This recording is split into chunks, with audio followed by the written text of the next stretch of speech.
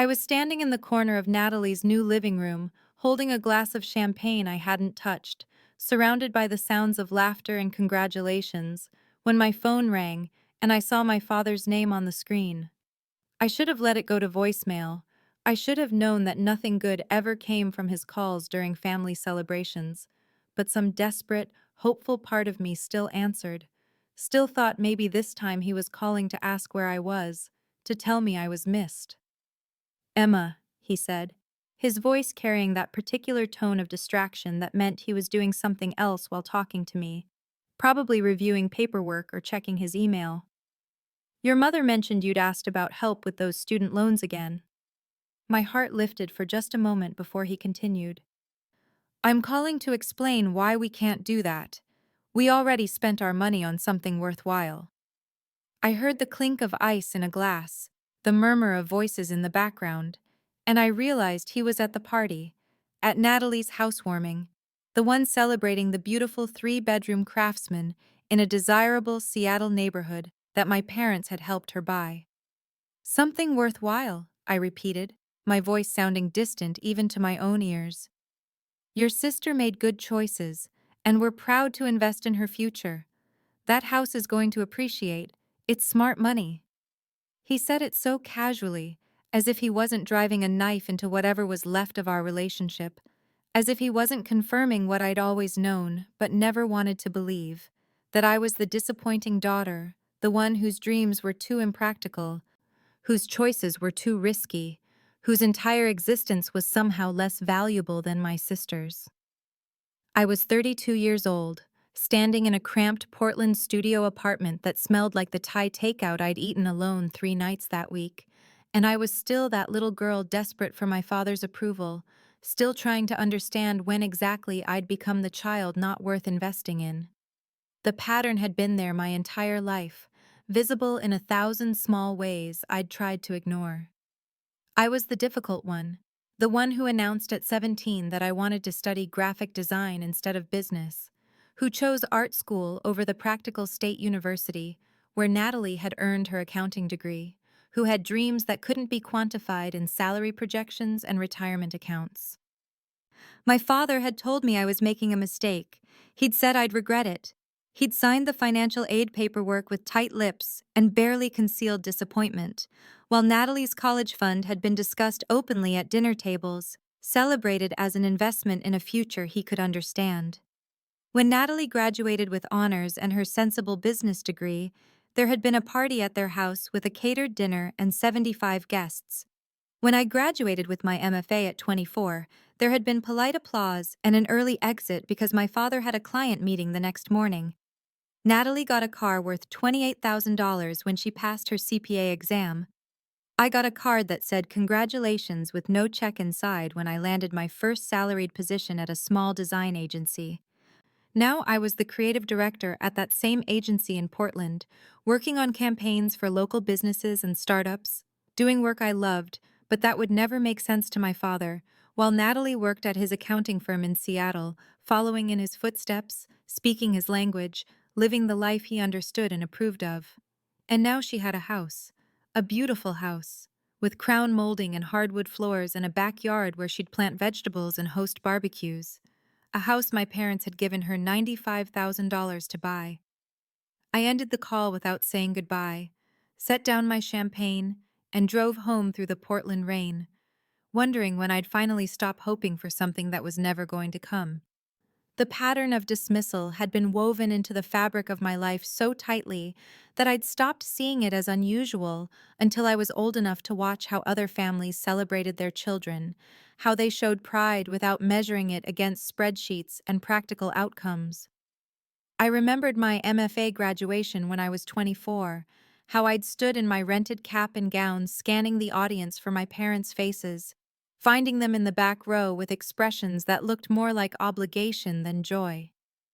They'd come, which I'd told myself was enough, but they'd left before the reception, my father explaining that he had an early meeting the next morning, my mother offering an apologetic hug that felt like an apology for existing rather than a celebration of achievement. I'd worked 3 jobs to pay for that degree, Mornings at a coffee shop where I learned to make cappuccinos with hands shaking from exhaustion, afternoons doing freelance design work for clients who paid in exposure more often than actual money, and weekends doing data entry for a medical billing company that slowly destroyed my soul but paid $11 an hour. I'd lived on ramen and day-old bagels the coffee shop let me take home. I'd skipped meals so I could afford Adobe Creative Suite. I'd studied in libraries because my apartment was too cold in winter and I couldn't afford to run the heat. But 2 years later, when Natalie passed her CPA exam at 26, there was a party at my parents' house with 100 guests, catered food that included a carved ice sculpture, and a brand new Honda Accord in the driveway with a red bow on top, a gift worth $28,000 that my father presented with a speech about how proud he was of his daughter's dedication to her career.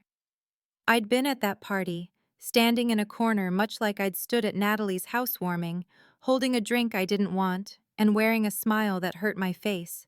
And when someone asked me what I did, my father had interrupted before I could answer to say, "Emma does computer stuff, but Natalie here is the real success story."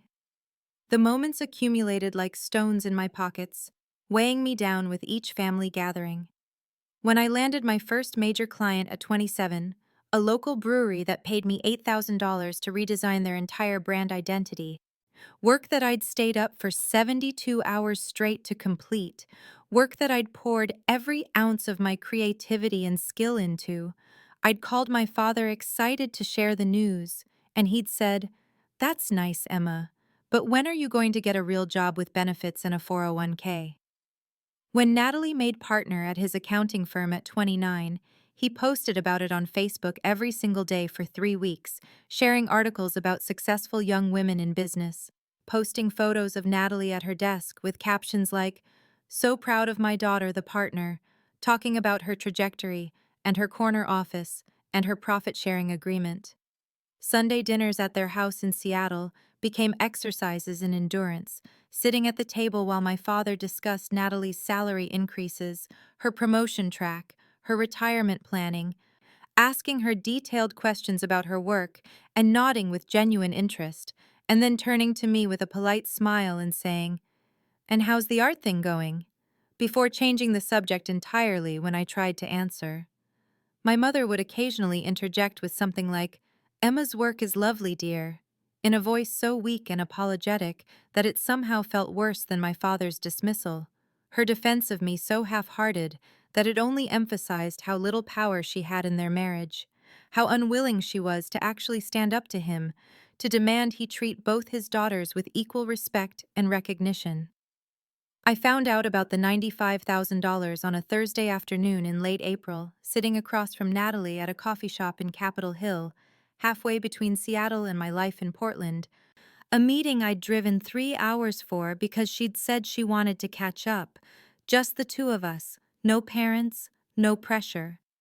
We were talking about nothing important, the kind of shallow sister conversation we'd perfected over the years, discussing her new furniture choices and my latest freelance headaches, when she mentioned needing to pick out paint colors for the guest bedroom and said, "I'm so grateful Dad's down payment let us get a house with the extra space, you know?"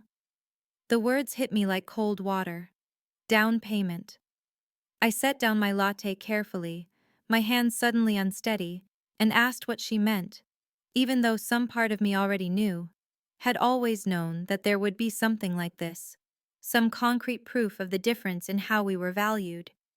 Natalie looked confused, then uncomfortable, her eyes widening slightly as she realized I didn't know. "The money for the house," she said slowly. "Mom and Dad gave us $95,000 for the down payment. I thought you knew." $95,000. I sat there trying to process that number, that staggering amount of money, while Natalie explained that they'd given it to her and Mike 6 months ago, that it had made the difference between a small condo and the beautiful Craftsman they'd just bought, that Dad had said it was an investment in their future and in potential grandchildren, that Mom had cried happy tears when they handed over the check 6 months ago. I'd asked my father for help with $10,000 6 months ago, sitting in their formal living room with my student loan statements in my hands, explaining that I was drowning in interest payments, that 10,000 would let me pay off the highest interest loans and save me thousands in the long run, and he'd looked at me with something close to pity and said they couldn't afford it, that money was tight, that I needed to be more responsible with my finances. He'd told me they couldn't afford $10,000 while sitting on a check for $95,000 that he was planning to give my sister. I told Natalie I needed to go, made some excuse about traffic, and drove back to Seattle instead of Portland, my hands gripping the steering wheel so tight my knuckles went white. And I showed up at my parents' house for Sunday dinner 2 days later without calling first because I knew if I called I'd lose my nerve.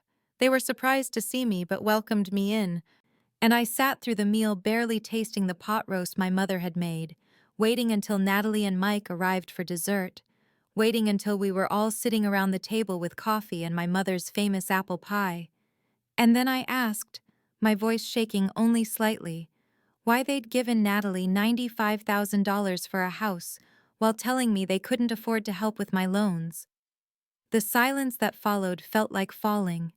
My father's face hardened immediately, his jaw setting in that way it did when he felt challenged, when someone dared to question his decisions or his authority, and he said, "Your sister made responsible choices. We're investing in her future, not throwing money away on your art school debt. You made your bed, Emma." Those exact words. You made your bed. As if my education was something shameful. As if my career was a mistake I needed to be punished for. As if the degree I'd worked 3 jobs to afford was worth less than nothing because it wasn't the degree he'd wanted me to get. I looked at my mother, desperate for her to say something, to defend me, to acknowledge how cruel this was. But she looked away, studying her coffee cup like it held answers to questions she was too afraid to ask. And I realized in that moment that she'd known all along, had probably even helped pick out the card they'd given Natalie with the check inside. I thought that would be the moment I finally left, finally walked away from them and the constant disappointment I represented to my father. But instead, I swallowed all the hurt and the rage and the questions about why I wasn't worth investing in, and I said something about understanding, about being happy for Natalie, words that tasted like ash in my mouth, and I drove home through the Seattle rain that matched my mood perfectly, the windshield wipers beating a rhythm that sounded like failure, failure, failure. I cried the entire drive back to Portland, ugly crying that made my eyes swell and my throat raw, crying for the little girl who'd thought if she just worked hard enough, achieved enough, proved herself enough, her father would finally see her value, and crying for the 32-year-old woman who'd just been told in the clearest possible terms that no amount of achievement would ever be enough, that the fundamental problem wasn't what I did, but who I was, that I was the wrong daughter with the wrong dreams and the wrong life, and nothing I could do would ever change that. 2 months after that devastating Sunday dinner, I got an email that would change everything, though I didn't know it yet. Couldn't have predicted that a simple message in my inbox would be the first crack in the foundation of the narrative my father had built about my life, being a series of poor choices and wasted potential. The email was from Marcus Chen, someone I'd gone to art school with back when we were both 22 and stupid with ambition. Both of us staying up until 3 in the morning in the studio, working on projects that our business major friends said would never pay the bills. Both of us believing that great design could change the world, even when the world seemed determined not to notice. Marcus had gone on to work for several major tech companies in San Francisco, while I'd stayed in Portland building my freelance career client by client.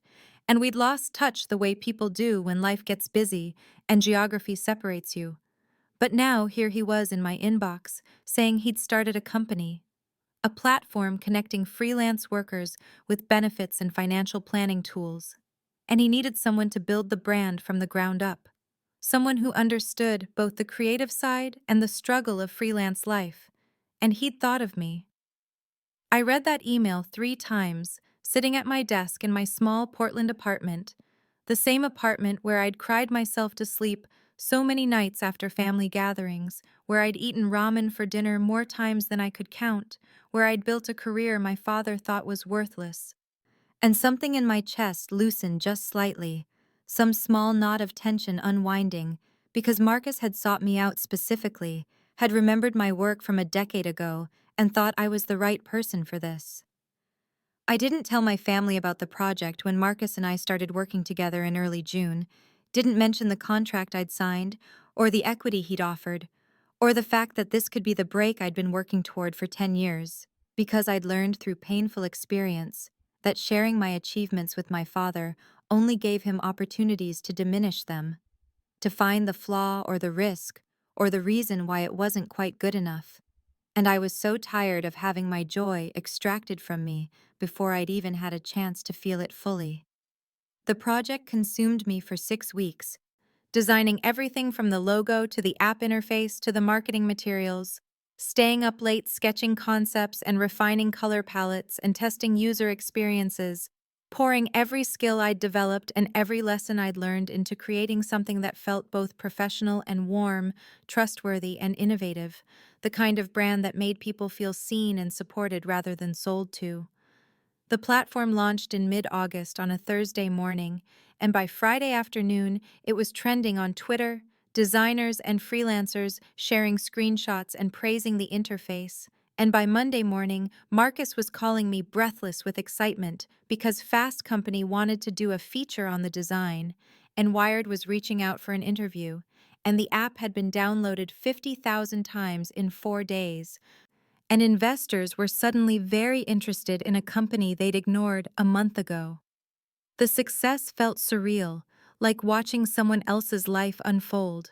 And when Marcus offered me a permanent position as creative director, with a salary of $140,000 a year, plus the equity I already held, triple what I'd been making at the small agency where I'd been working, I said yes, while sitting in my car in a parking lot, crying happy tears that I couldn't share with my parents, because I absolutely knew, that if I called my father to tell him he'd find some way to minimize it, to point out the instability of startups, or question whether the salary was really that good, or remind me that Natalie's partnership came with better benefits, I told Jenna instead, my best friend since college who'd watched me endure years of dismissal and diminishment, and she screamed so loud over the phone I had to hold it away from my ear, and then she said something I'd remember for months afterward, said, "Let them find out on their own terms, Emma. Let them stumble across your success the way you stumbled across that house money. Let them feel what it's like to realize they missed something important." 3 months passed in a blur of momentum and success that felt both exhilarating and lonely. The kind of success I dreamed about during those late nights in art school when I was surviving on coffee and determination, believing that if I just worked hard enough, the world would eventually notice. Except now the world was noticing, and the people I'd spent my whole life trying to impress weren't paying attention at all. By November, my bank account had crossed a threshold I'd never imagined reaching, $180,000 saved, a number I'd check obsessively on my phone just to prove to myself it was real, that the struggling freelancer who'd eaten ramen for dinner more nights than she could count had somehow become a woman with actual financial security. 2 more major clients had come through, both referrals from Marcus, who seemed determined to make sure everyone in the tech world knew my name. Each contract worth more than $50,000 for complete brand overhauls. The kind of projects that would have sustained me for 6 months when I was freelancing, but now were just pieces of a growing portfolio that was getting featured in design publications I used to read religiously, dreaming of the day my work might appear in their pages. Communication Arts ran a 6-page spread on the startup branding in October, and Design Week interviewed me about my process and philosophy, and I was invited to speak at a conference in New York in January, a keynote slot that came with a speaking fee of $15,000. And every achievement felt simultaneously thrilling and hollow because there was no one to call, no one who would understand what these milestones meant without diminishing them, or finding the flaw, or asking when I was going to settle down and get serious about my personal life. Thanksgiving arrived with the same dreaded inevitability it always did, my mother calling 3 times to make sure I was coming, her voice holding that particular note of anxiety that meant my father had probably said something about me skipping family obligations, and I drove up to Seattle on Thursday morning telling myself this would be the last time for a while, that I deserved to protect myself from the casual cruelty that passed for family dinner conversation in my parents' house. The meal was exactly what I'd expected. My father holding court at the head of the table, talking about Natalie and Mike's beautiful home, the one we helped them buy, emphasizing those words while looking nowhere near my direction, describing the renovations they were planning for the kitchen and how property values in their neighborhood were climbing. What a good investment it had been. How proud he was of their responsible financial planning. I sat there pushing sweet potatoes around my plate, smiling blandly, waiting for the inevitable moment when he'd turn his attention to me, and right on schedule as my mother was serving pie. He asked with that particular tone of casual dismissal he'd perfected over the years. "So, Emma, are you still doing those little drawings on the computer, or have you found something more stable?" I looked at him across the table, this man who'd spent my entire life making it clear I was the wrong kind of daughter with the wrong kind of dreams. And I said yes, still doing the drawings, my voice steady and unrevealing, and my mother jumped in with her own version of concern, asking if I was dating anyone, suggesting that maybe I was too focused on work, that career success was wonderful, but it couldn't keep you warm at night, couldn't give her the grandchildren she was hoping for, and I watched Natalie shift uncomfortably in her seat, saw her open her mouth like she might say something in my defense and then close it again, choosing silence the way she always did, and I made my decision right there over pumpkin pie and forced gratitude, decided that this would be the last holiday I'd spend performing the role of the disappointing daughter who needed to justify her choices and apologize for her existence. I left before coffee, claiming I had an early morning client call on Friday, which was true, but also convenient, and I drove back to Portland through the dark feeling lighter with every mile I put between myself and that house, between myself and the version of Emma they insisted on seeing, the failure daughter who would never quite measure up no matter what she achieved. December arrived with the kind of cold that seeps into your bones, the Portland rain turning to sleet that tapped against my apartment windows like impatient fingers. And I was working late on a Thursday evening when my mother called with her voice already broken by crying, telling me that Grandma Helen had passed away peacefully in her sleep at 89 years old, and I felt that particular grief that comes when you lose someone who actually saw you, who understood you in ways your own parents never could. Because Grandma Helen had been the one person in my family who'd never questioned my choice to pursue art, who'd come to my student exhibitions when no one else bothered, who'd sent me $50 tucked into birthday cards with notes that said, "For art supplies, not groceries," because she knew I was struggling, but also knew I wouldn't accept charity, only investment in my passion. The funeral was on a gray Monday morning in Seattle, and I stood in the church watching my father play the role of grieving son-in-law, while my mother actually grieved, and I wondered if he'd ever genuinely felt anything he couldn't measure or quantify or turn into a performance of respectability. The will reading happened 3 days later in a lawyer's office downtown, all dark wood and leather chairs and windows that looked out over Puget Sound, and I sat between Natalie and our cousin Beth, while the attorney, a woman in her 60s with silver hair and sharp eyes, opened the document that would redistribute my grandmother's considerable estate, the money she'd accumulated over a lifetime of careful investing and the sale of my grandfather's dental practice 20 years ago.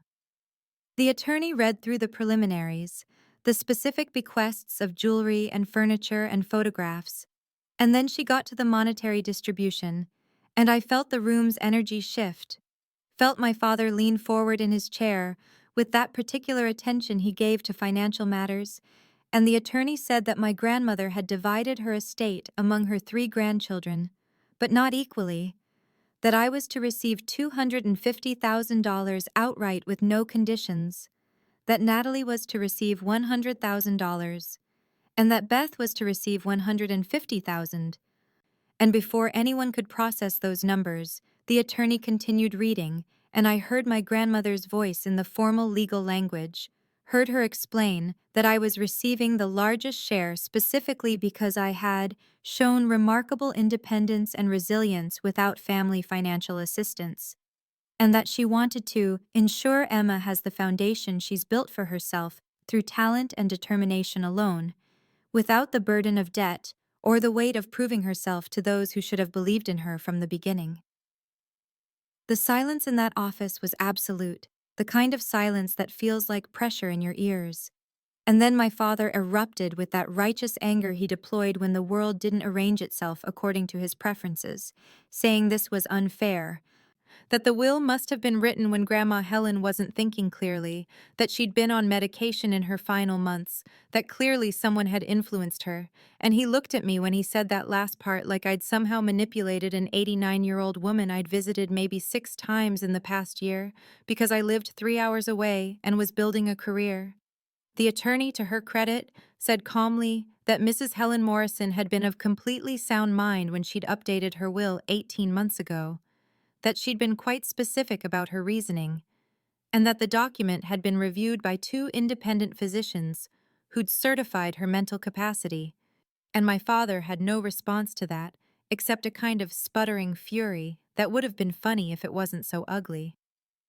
My mother said nothing during his outburst, just sat there with her hands folded in her lap, and it wasn't until we were walking to our cars in the parking garage that she caught my arm and said quietly, almost whispering, that Grandma Helen had called her about 6 months before she died and asked directly about the house money they'd given Natalie, asked why they hadn't helped me, and my mother admitted she'd told her everything, told her about my father's attitude toward my career, told her about the waste of money comment, told her things she'd never had the courage to say to my father directly, and Grandma Helen had been disappointed in them, had said specifically that they were failing me and that she intended to correct that failure the only way she could. I drove back to Portland that afternoon with a certified check for $250,000 in my purse, and I kept thinking about the number, about how it combined with my savings to create a total of $430,000, a sum that felt both real and impossible, the kind of money that represented security and options and freedom, the kind of money that meant I never had to ask my father for anything ever again, never had to hope for his approval or support, because I'd built something he couldn't diminish, and now I had the financial foundation to build even more. January arrived with the kind of clarity that comes after grief has settled into acceptance, the raw edges of losing Grandma Helen smoothing into something I could carry without it cutting me every time I thought about her.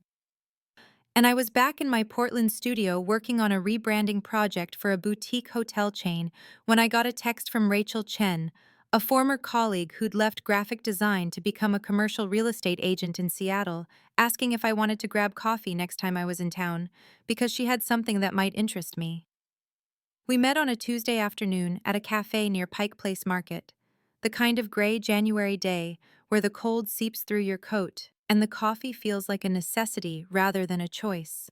And after the usual catching up about life and work, Rachel leaned forward with that particular energy of someone about to share information they know is valuable, and said she'd heard through a client that the building at 432 Madison Street was going up for sale. Did I know that address? And I felt something shift in my chest because I knew it very well, had been there dozens of times over the years, had sat in the lobby waiting for my father to finish a meeting so we could have lunch, back when I was still trying to build a relationship with him, back before I understood that some people are determined to see you as a disappointment no matter what you achieve.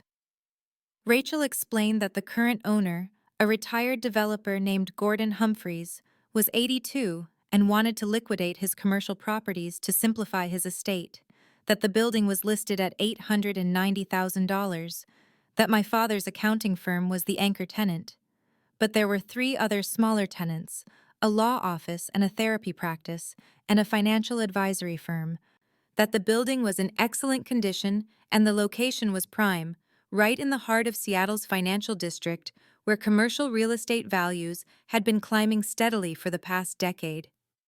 I sat there holding my coffee cup, feeling like the universe had just handed me an opportunity wrapped in irony, remembering suddenly that my father had mentioned years ago wanting to buy his office building, had talked about it over some family dinner I'd attended out of obligation rather than desire, had explained to Natalie and my mother how owning the building would be a smart investment, but that the owner wouldn't sell and banks were difficult about lending for commercial property, and I'd sat there silent as always while he discussed financial strategies and investments, without ever once acknowledging that I might understand anything about money or business decisions.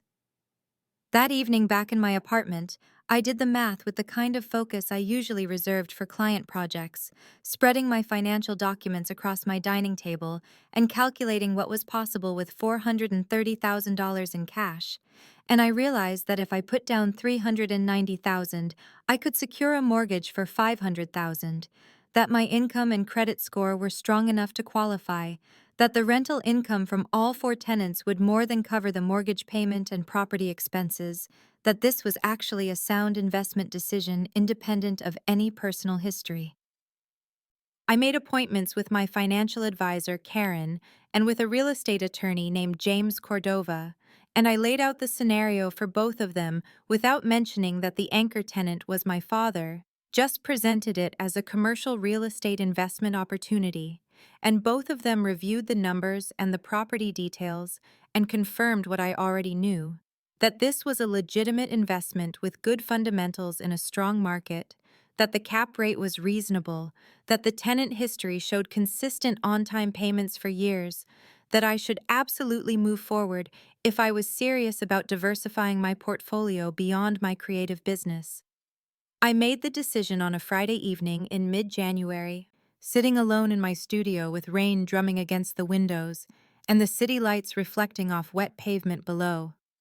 And I acknowledged to myself that this wasn't purely about revenge, that I wasn't buying the building just to hurt my father, but I also wasn't pretending that the personal satisfaction didn't factor into the equation, that there wasn't something deeply appealing about becoming his landlord, about literally owning the space where he conducted his business and passed judgment on other people's financial decisions, while having failed to secure this property himself because he'd been too leveraged funding Natalie's lifestyle and his own expensive tastes.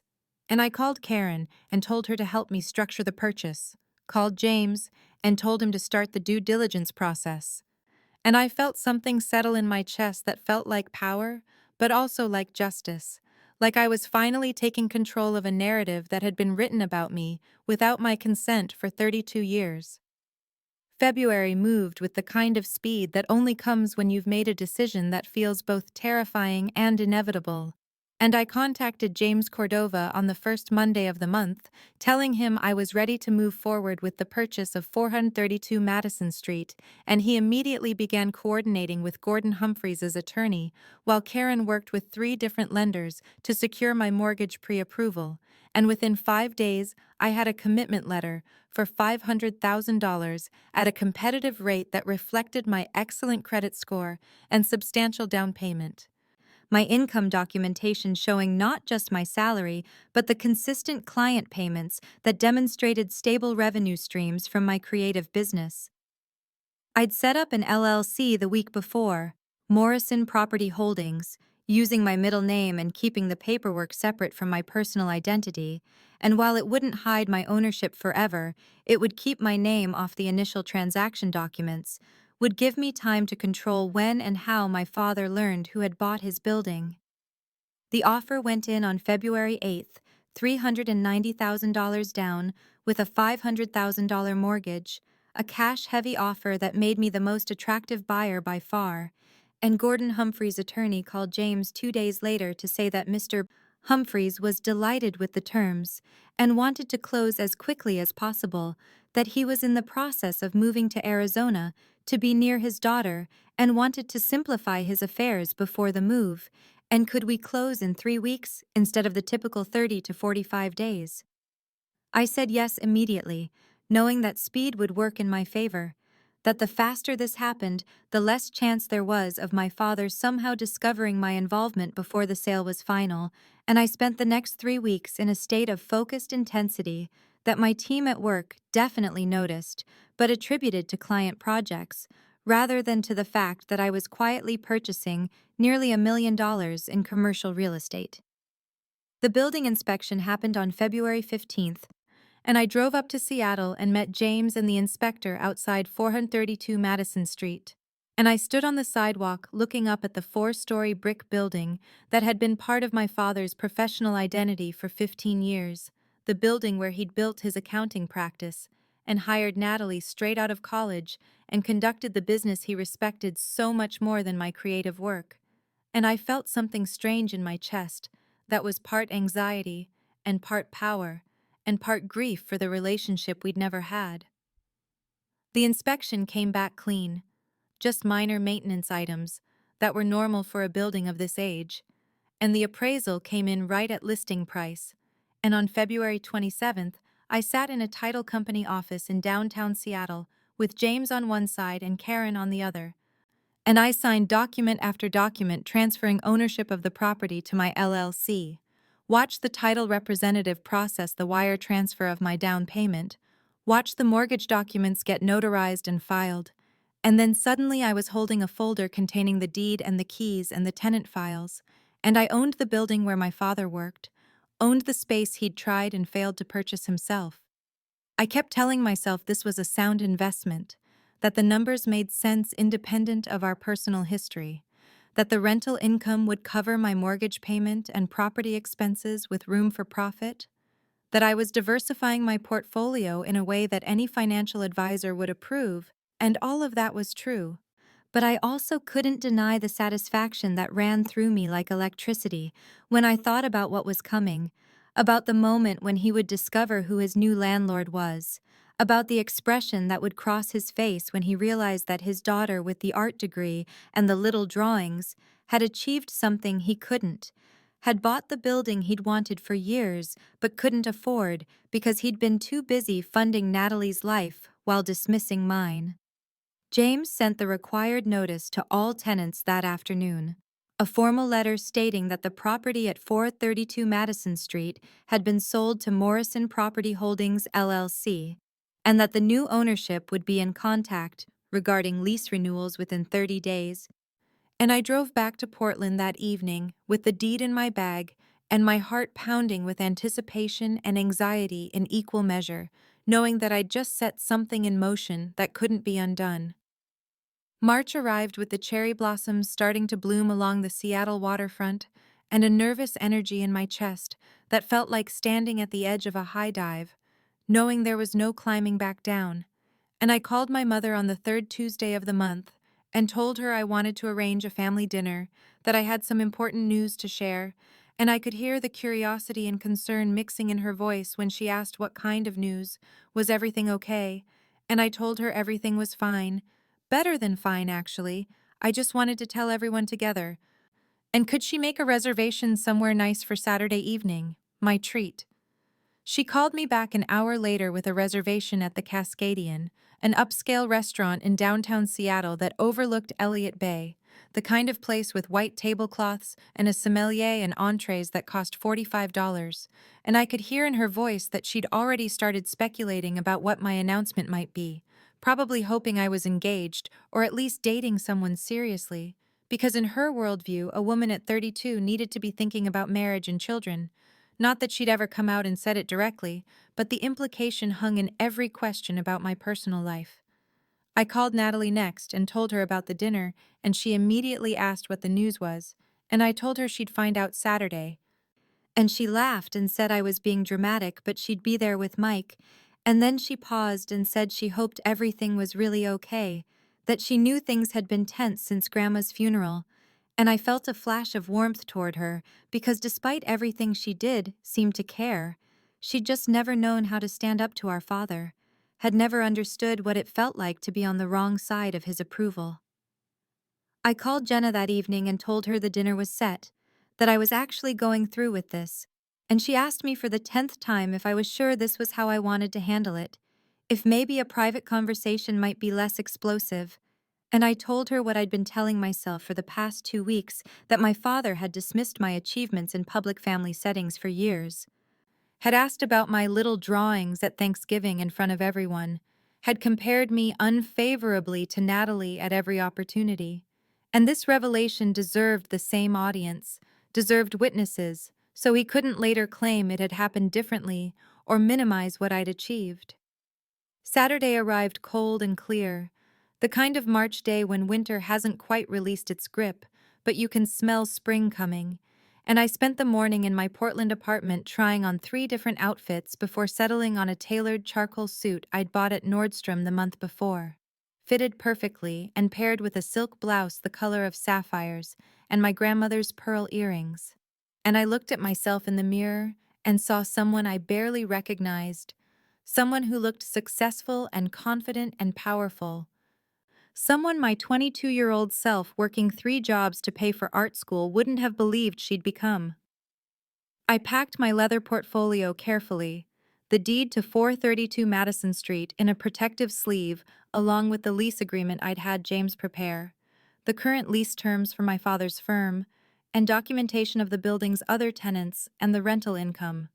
Everything organized and professional because I wanted there to be no question that this was a legitimate business transaction, not just an emotional gesture, though of course it was both, and I wasn't going to pretend otherwise.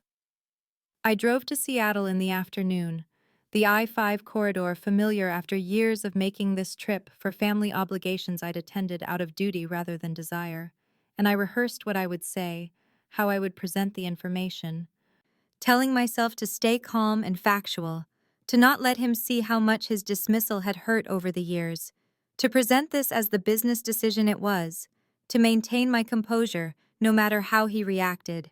I arrived at the Cascadian 15 minutes early and waited in my car reviewing my notes and breathing deeply, watching other diners arrive in their Saturday evening clothes, couples and families and groups of friends, all of them presumably gathering for celebrations or simple enjoyment, rather than for the kind of confrontation I was about to initiate, and my heart was pounding so hard I could feel it in my throat, but my hands were steady when I finally gathered my portfolio and walked into the restaurant.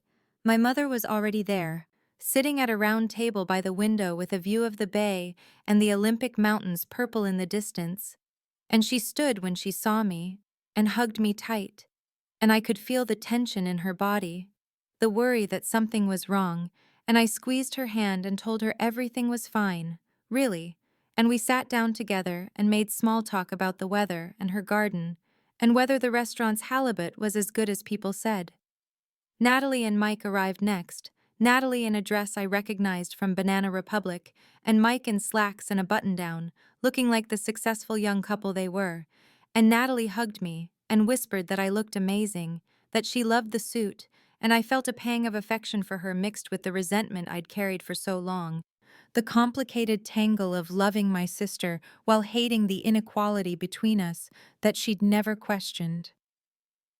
My father arrived last, 10 minutes late as usual, because his time was always more important than anyone else's, and he was already talking before he even sat down, explaining that he'd been dealing with a crisis at the office, that this new building owner still hadn't responded to his calls about the lease renewal, and it was making him anxious, that he might have to start looking for new office space, which would be a huge disruption after 15 years in the same location. And I sat there watching him complain about the situation I'd created, feeling the irony settle over me like a physical weight. We ordered drinks and appetizers, my father dominating the conversation as always, talking about Natalie's recent promotion to senior partner, about how proud he was of the way she'd built her career at his firm, about the new clients she'd brought in and the expansion plans they were considering, and Natalie looked uncomfortable with the attention, but didn't redirect the conversation, and my mother made small encouraging noises while glancing at me nervously, waiting for whatever announcement I was going to make. I stayed quiet, sipping my wine and letting the familiar dynamic play out. My father in the center holding court, Natalie as his supporting player, my mother as the appreciative audience, and me as the outsider whose presence was acknowledged but not particularly valued. And I thought about how many family dinners had followed exactly this script. How many times I'd sat in silence while my achievements went unmentioned and my choices went uncriticized, and I felt the last remnants of doubt about what I was about to do dissolve completely. The appetizers arrived, and my father finally turned his attention to me, his expression mixing curiosity with that particular condescension I knew so well, and he said with a slight smile that had no warmth in it, "So, Emma, what's this important news you needed to share with all of us? You finally getting a real job? Or maybe you're engaged and will finally have something to celebrate." And the table went quiet, Natalie looking down at her plate, and my mother's hand tightening around her water glass. And I felt my heartbeat slow down and steady, felt a strange calm settle over me, and I knew the moment had arrived. I set down my wine glass with deliberate care and felt the weight of everyone's attention shift fully to me. And I reached for my leather portfolio and opened it slowly, the sound of the leather creasing audible in the sudden quiet that had fallen over our table. And I pulled out the first document and slid it across the white tablecloth toward my father, watching his eyes track the movement with confusion and curiosity mixing on his face.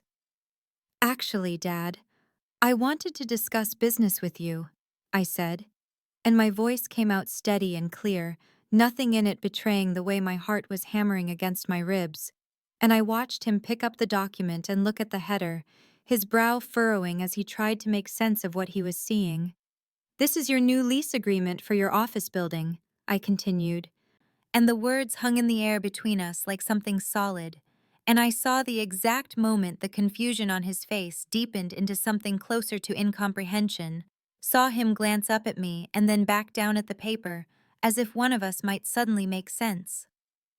"What are you talking about?" he said, and there was an edge of irritation in his voice now, that particular tone he used when he thought someone was wasting his time with something frivolous or foolish. And I felt a flash of the old anxiety, the old instinct to back down and apologize and make myself smaller, but I pushed through it and kept my expression calm and professional.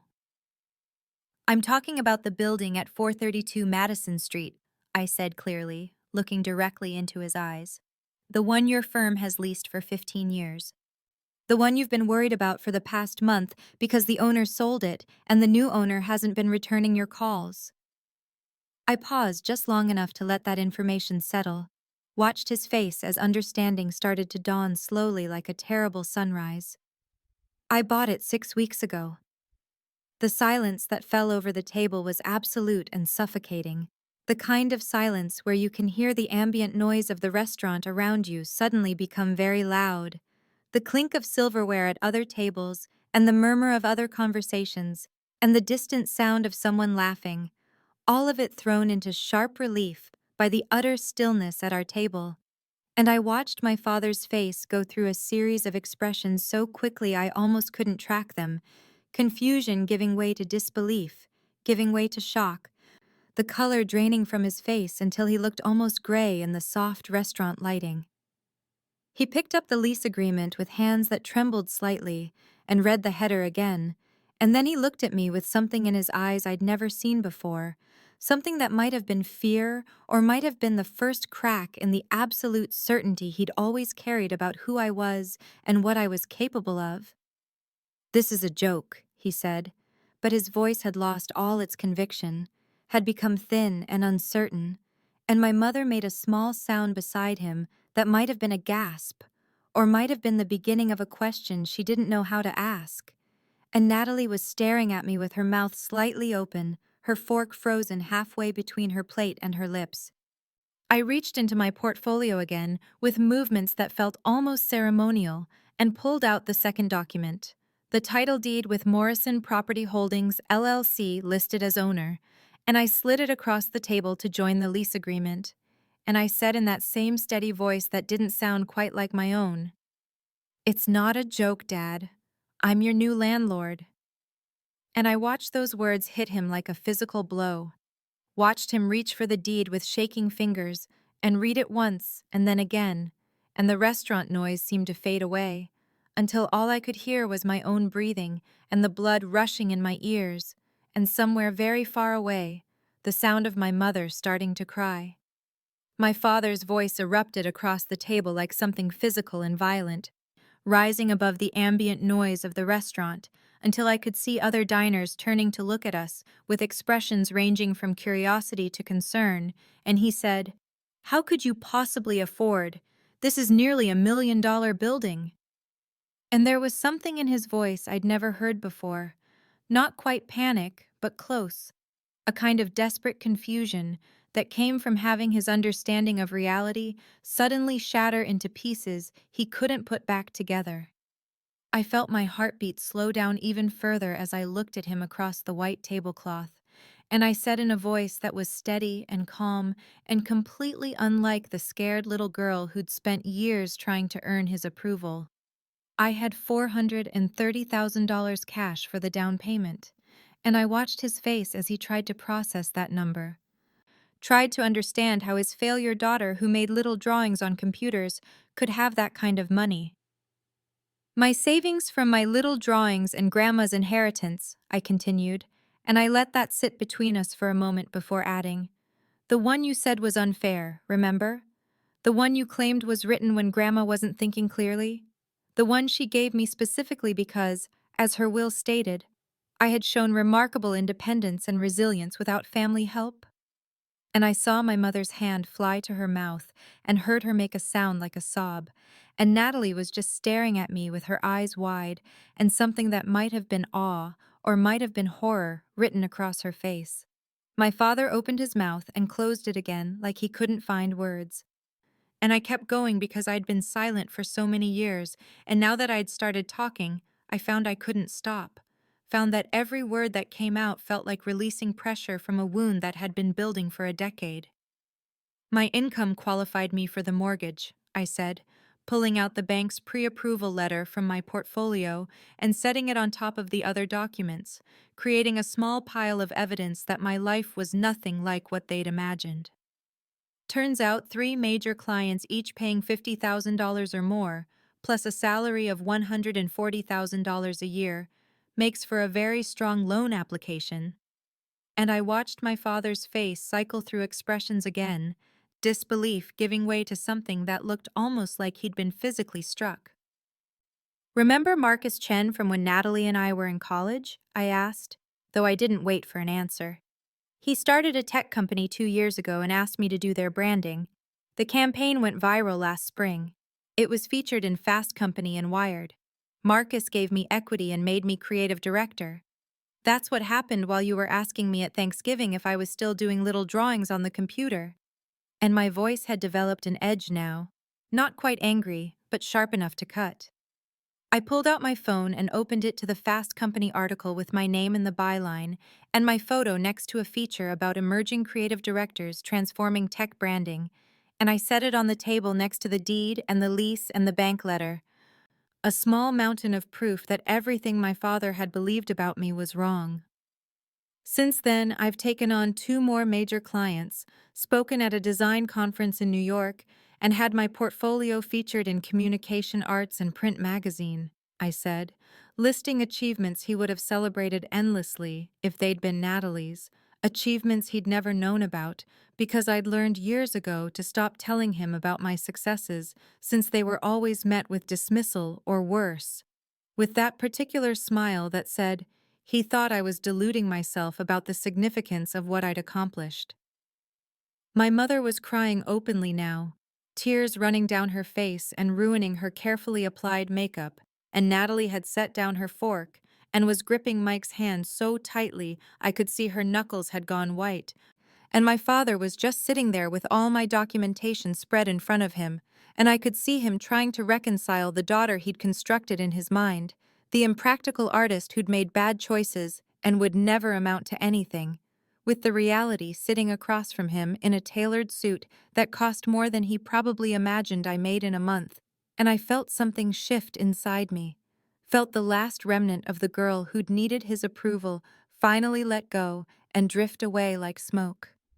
My father sat there for a long moment staring at all the documents spread across the table in front of him, the lease agreement and the title deed and the bank letters, and my phone with the magazine article still glowing on the screen, and I watched him try to reassemble his understanding of who I was and what I was capable of, Watched him struggle with the cognitive dissonance of his failure daughter, suddenly holding all the power in a relationship where he'd always been the one who decided what had value and what didn't. And then something shifted in his expression, and he looked up at me with his jaw set in that familiar way that meant he was about to try to regain control of the situation.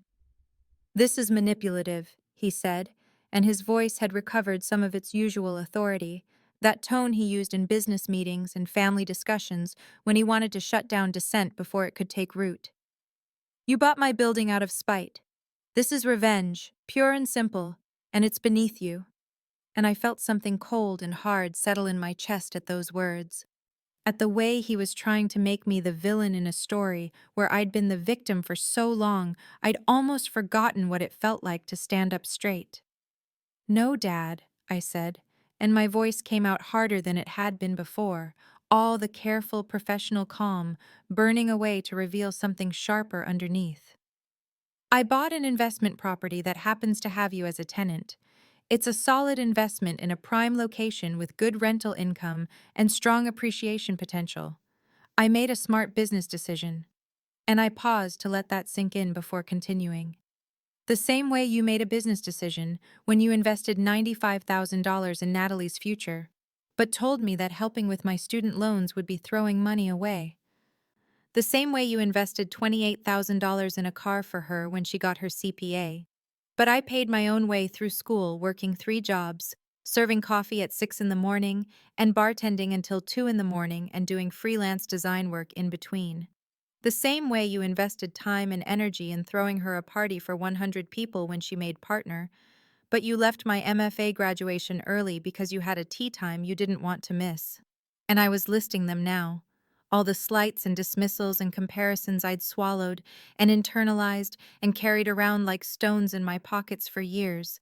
And I couldn't stop, even though I could see other diners at nearby tables turning to watch us, even though I could see my mother's face crumpling as tears ran down her cheeks and ruined her makeup, even though Natalie was staring at me with her mouth open and something that looked like horror or maybe recognition in her eyes.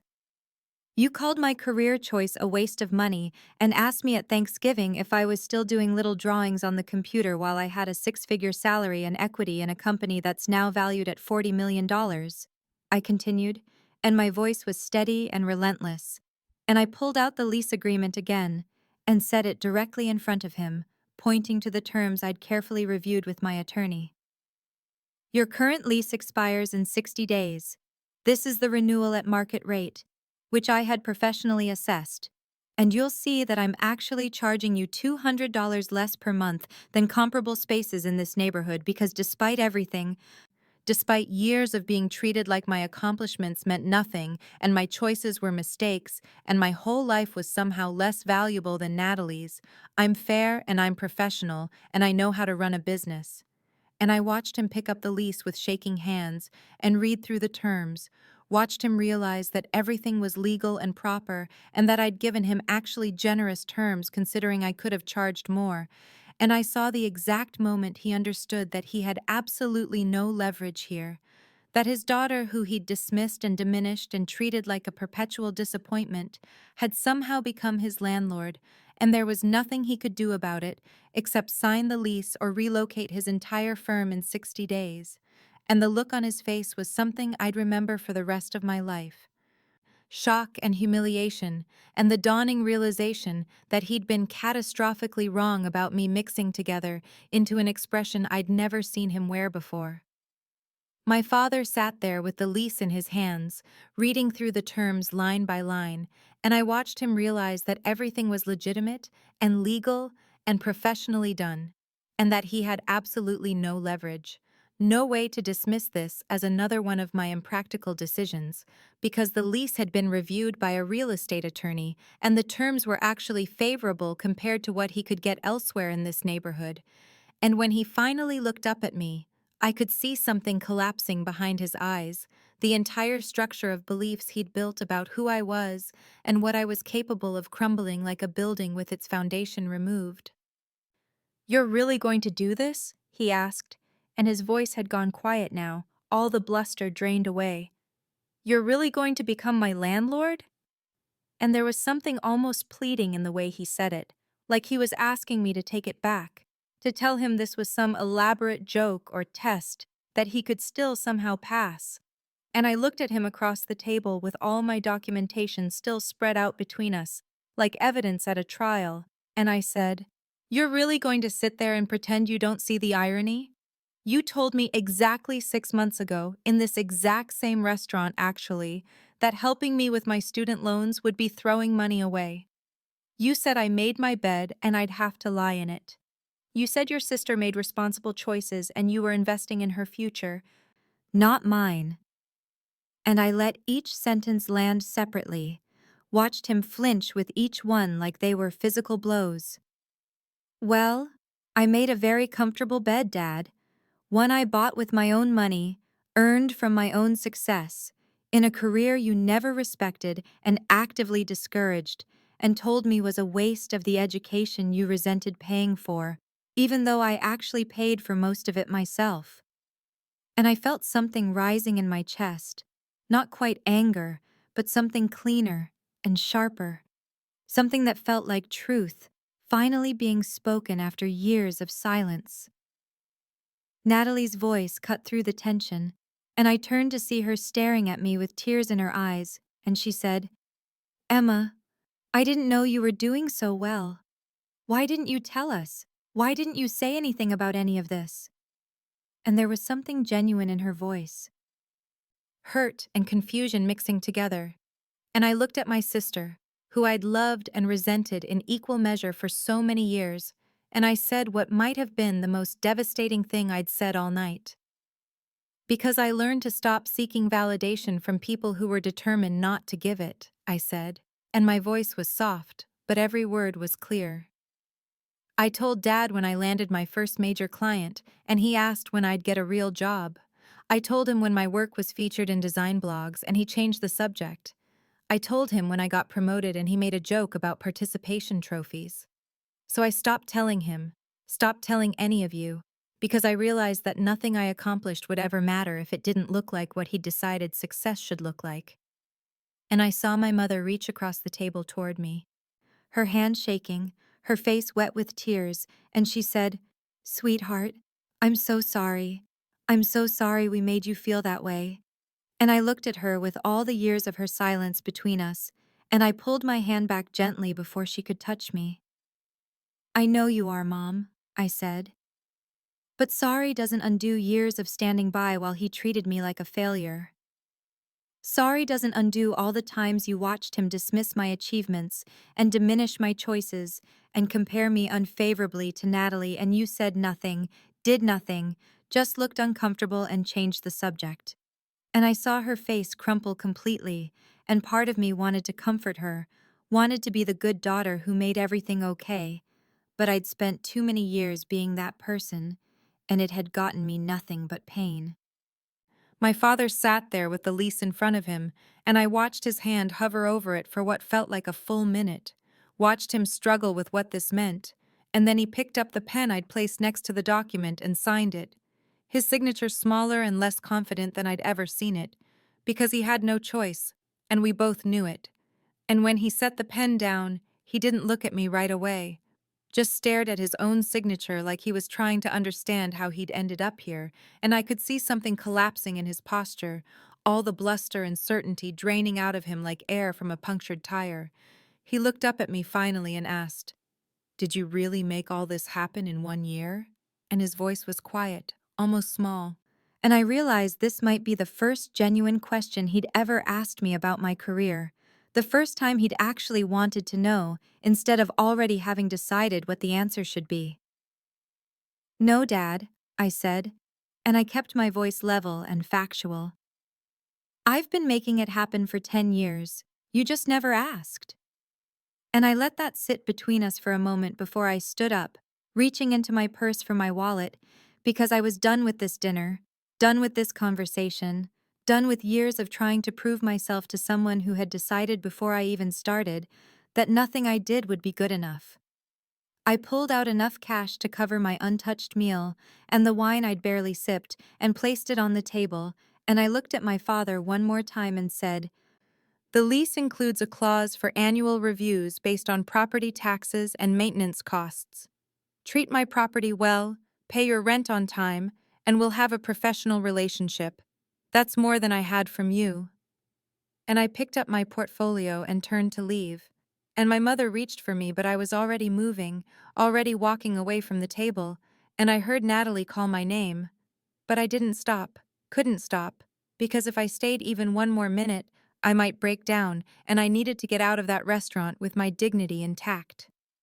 My phone buzzed in my hand as I pushed through the restaurant doors into the cool March evening, and I saw Jenna's text.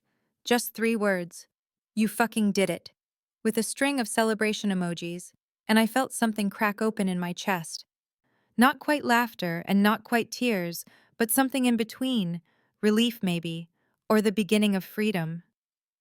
I walked to where I'd parked my car 3 blocks away because I'd wanted the option of a quick escape, and I sat in the driver's seat for a moment just breathing, watching people walk past on the sidewalk living their normal lives with their normal families.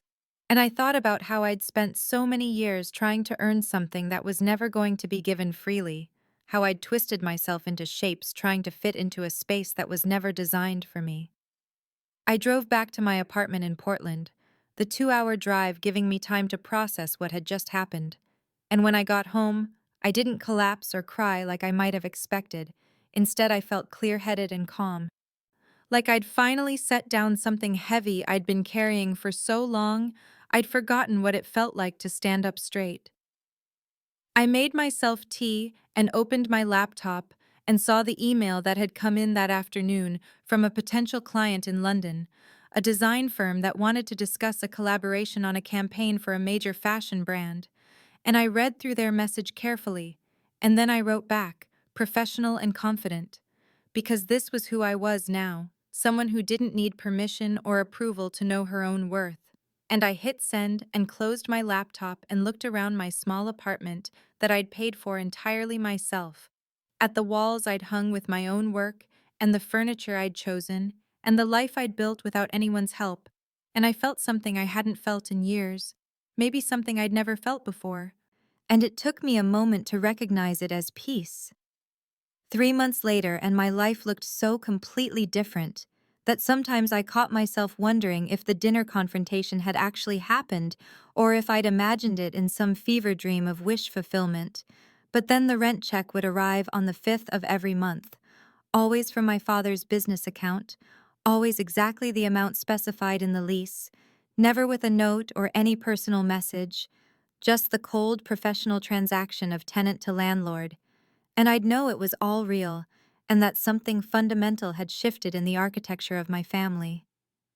I'd expanded my business in those 3 months, bringing on 2 junior designers who reminded me so much of my younger self, talented and hungry and uncertain whether they were good enough. And I found myself mentoring them the way I wished someone had mentored me, telling them their work was brilliant when it was brilliant, giving them honest feedback when they needed it, making sure they knew that their worth wasn't determined by whether they'd taken the conventional path or checked the right boxes on someone else's list of acceptable choices. I'd moved into a beautiful loft space in Portland's Pearl District, 2,000 square feet of exposed brick and massive windows that flooded the space with light. And I'd set it up as both home and studio, the kind of place I'd dreamed about when I was working 3 jobs and sleeping on a friend's couch and wondering if I'd ever make it. And every morning when I woke up and saw my workspace bathed in sunlight, I felt grateful in a way that had nothing to do with anyone else's approval. My father paid his rent on time every month without fail, and we'd had exactly 3 interactions since the dinner, all of them brief and professional, all of them related to building maintenance or lease terms, and I could hear something different in his voice during those conversations, something smaller and more careful, like he was still trying to figure out who I actually was now that all his assumptions had been proven wrong. My mother called every week, usually on Sunday mornings, and our conversations were tentative and careful, both of us navigating around the years of hurt and disappointment, and we'd started meeting for coffee once a month at a cafe halfway between Portland and Seattle. And during those meetings, she told me things she'd never said before, about how she'd felt trapped between her husband and her daughter, about how she'd known the favoritism was wrong, but hadn't known how to stand up to him, about how proud my grandmother had been of me in those final months before she died, how she'd asked about my work and saved the articles that mentioned me, and told my mother that I reminded her of herself when she was young and determined to make something of her life, despite everyone telling her women didn't belong in business.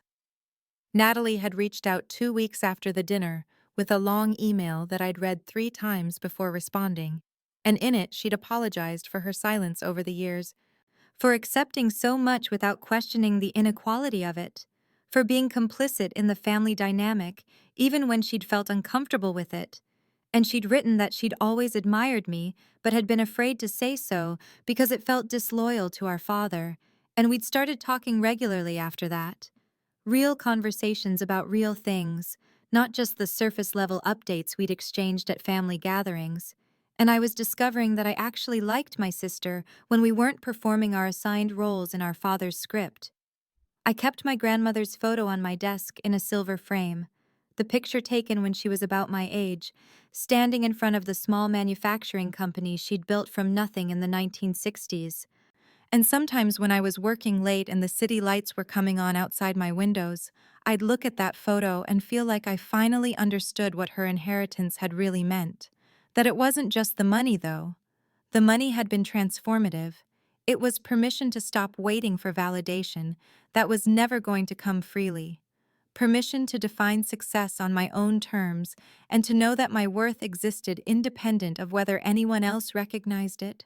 And I'd feel something settle in my chest that I'd spent my whole life chasing, the quiet certainty that I was exactly where I was supposed to be, and that I'd gotten here through my own effort and talent and determination, that everything I'd built was mine, in a way that nothing given could ever be. And I realized that for the first time in my life, I was free, truly free, from the weight of trying to earn love from someone who'd never learned how to give it.